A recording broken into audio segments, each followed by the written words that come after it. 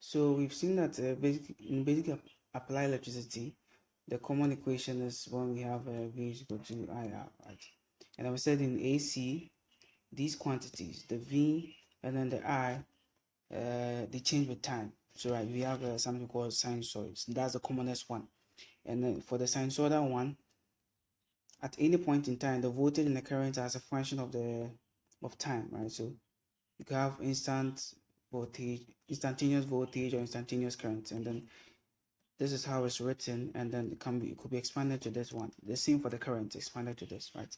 And then we said for RMS, this is how we find it, especially if it's a complex one, and then we're unable to directly find the area under the curve, right? When it comes to sinusoidal quantities, the RMS value is simple. So like, let's say for instance, for the voltage RMS, right, you have it to be the peak quantity, right, all over square root, right? The same for the current RMS value, right? The peak quantity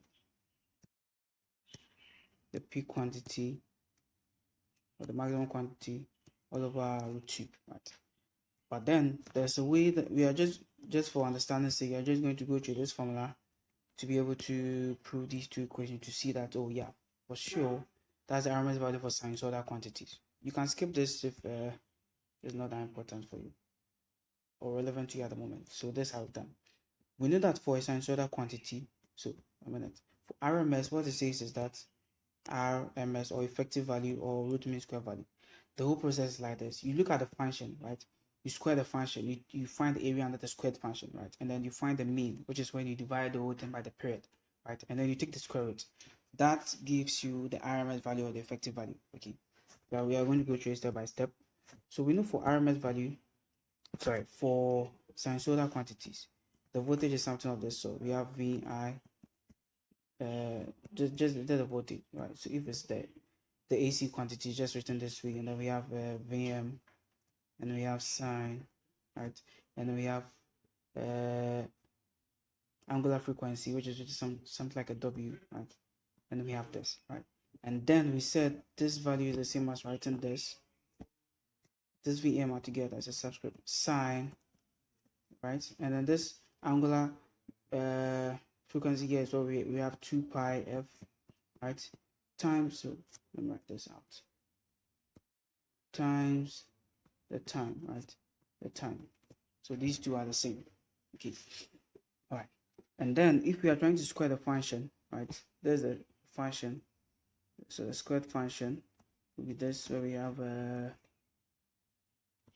Vm, we have sine 2 pi ft squared, and this ends up giving us Vm squared, and we have times, we have sine squared of 2 pi ft, right?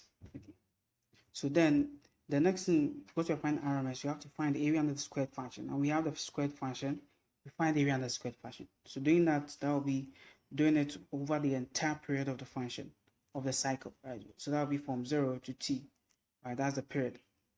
And then the squared function is Vm squared times sine squared of 2 pi f and then t. And then we did the integration with respect to t, right? Because the whole sine wave, right? So sine, the whole sine wave is changing as a function of time, right? So yeah, so that's what we are doing here. Okay. All right. So now this is the integration. You are still on the, because we said RMS, we are still working on this one. So we square the function. You are trying to find the area under the squared function, right? So that's what we are doing. Okay. So this right here is a constant, so we end up getting Vm squared, and then the integration 0 to t, and then this part here is what do you call it, a squared function. We can't integrate it directly, so we use trig identities, right? There are lots of trig identities, but there's the one that will work for us. So we have 2, we have 1 minus cos 2, and whatever that is that's inside, right? And what's inside is the 2 pi f times t, and we are doing the integration with respect to t, right? So that's what we have. And then if you try to bring the half out as a constant, this, So then we have 0 to t, right? And then we have 1 minus cos. When the 2 goes inside, we get 4 pi f, right? And then this, the t is multiplying this, and we are doing with respect to t, right? Okay. So then what we are doing, we are integrating this, we get v m squared on 2, right? When we integrate this one here, so when we integrate this one, it gives us t. When we integrate this, there's a mistake right here. I was just trying to separate it by the bracket out. So f times the t. So when we try to integrate this, what we get is we have to differentiate this one and bring it down. So that'll give us 4 pi f, right? Yeah, so that's 4 pi f, 1 on 4 pi f, right? And then this gives us sine 4 pi ft, right?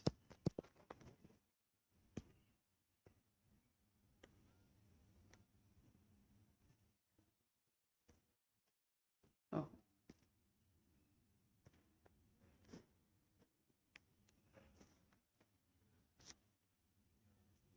so that's what we'll get in a minute. After integrating, and I get 0 to 0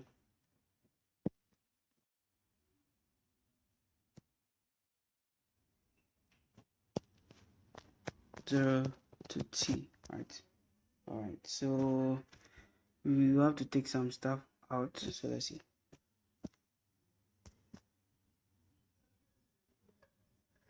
We are trying to simplify it to see what we will get. Yes, trying to simplify everything. So we have Vm squared on 2 into bracket. We've integrated everything, so this is what we have it now. Right. So now sine this 4 pi here are constant. So if we point that, we should be able to get an answer. So that will be f we don't know, so we can just point 4 pi. This should be in radians. Minutes.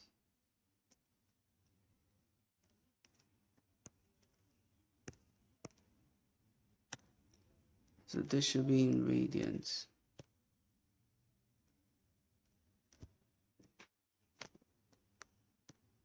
Okay, 4 pi. And that gives us 0. Right? So if that is 0, it means that all these here tend to 0, right? And then we end up getting Vm squared on 2, right? And this right here is just the t, so we get t, right? Yeah, so we get the squared area. So basically this is the squared area. So let's write it this way. So area of this function, squared area. So let's write it this way. Area of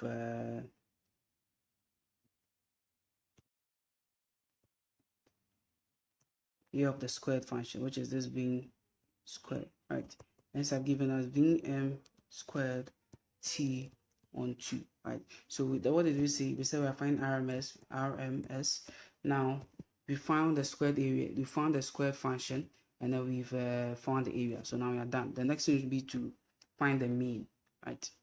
The mean will be, we divide this by t, this whole thing, divide all this here by t, so that will give us so Vm squared t on 2. Now we divide by t, which is 180. Right, take this out and we end up getting v. This here will end up being the mean value. Vm squared on what? On 2. Right, so this is what we're having. Yeah, on 2. So now we've dealt with the mean as well. The next thing will be to find the root. So this is the last thing we're working on. So this will end up meaning that the RMS, or the effective value of a sinusoidal quantity, sinusoidal quantity is equal to the square root of what we're having here, which is the Vm squared on 2. So that ends up giving us square root of Vm squared all on square root of 2, right? So we end up with what? Square root of, so this takes care of this. So we end up with Vm for sinusoidal quantity, Vm, or the peak value, on root 2, which is what we said earlier. So whether it's voltage or current, still the same. So if we were to be current, we are finding the RMS. A sinusoidal current that we are finding the RMS of, that will give us Im on root 2. So which is what we said earlier. So we worked done so far. If you see this 2 somewhere, you should be able to know clearly that these are actually not AC quantities, right? But actually AC quantities. And as a matter of fact, sinusoidal ones, right? Because you have sine function there. So if you are given this and you have to find the RMS value, but then let's go over this. You know clearly that if we have the basic form of these RMS values, we have this. So if you see it as a small letter, if you see it as capital, it's something else. But if it's small, means that's the highest chances is we are talking about, right? So then we have the peak value, right? And then we have sine something, and then we have W angular, what's the name? Angular frequency, and then we have T. Right? And this the sine is actually function on this WT here. So at times you could see it in brackets, or at times you don't see it in brackets. It's the same for the current. So I am sine WT bracket or not, right? So then if you are looking at these ones up here, the purple and the yellow, you could clearly see that there's a way we relate them. So you're looking at this one, well, we could clearly say that, right? We could confidently say that this 20 here is the peak value, this 10 here, so this 20 here is the peak value, because it's the only thing that comes before the sine, right? And then for this current here, the peak value will be this 10 root 2 here, right? And then this sine, this whole thing, the sine going to is one other thing, right? And then we will clearly see that for the sine, we said we have it to be sine, right?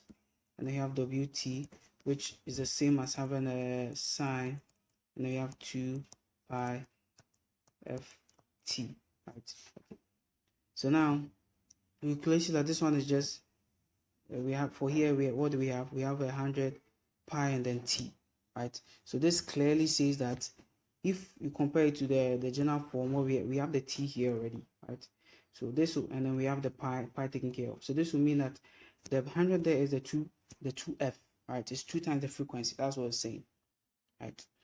Yeah. So now we go look at this one and see directly what's actually happening here. It's not much of a sample.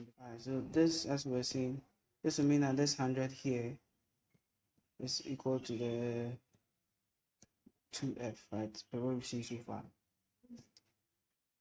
And it will be the same thing for this one as well, right? So this 100 here will be equal to the 2f, right? But then our interest here is to find the RMS value, right? And then we've seen that for sinusoidal quantities, there's a formula to find the RMS value. So that's the quantity, whether V or I, right? V or I RMS, whether V or I is equal to the peak quantity, which could be Vm, right, on root 2, or we have Im on root 2, right? So that's how we find the RMS quantity for the voltage or current. So now that we've seen this, we get to know that for this voltage here, AC voltage here, the peak is 20, right? And then for this voltage current here, the peak is 10 over 2, right? So meaning that let's see, the VRMS will equal to 20 on root 2 volts, right? And then the IRMS will be equal to 10 root 2 on root 2, right? So let's see what this gives us.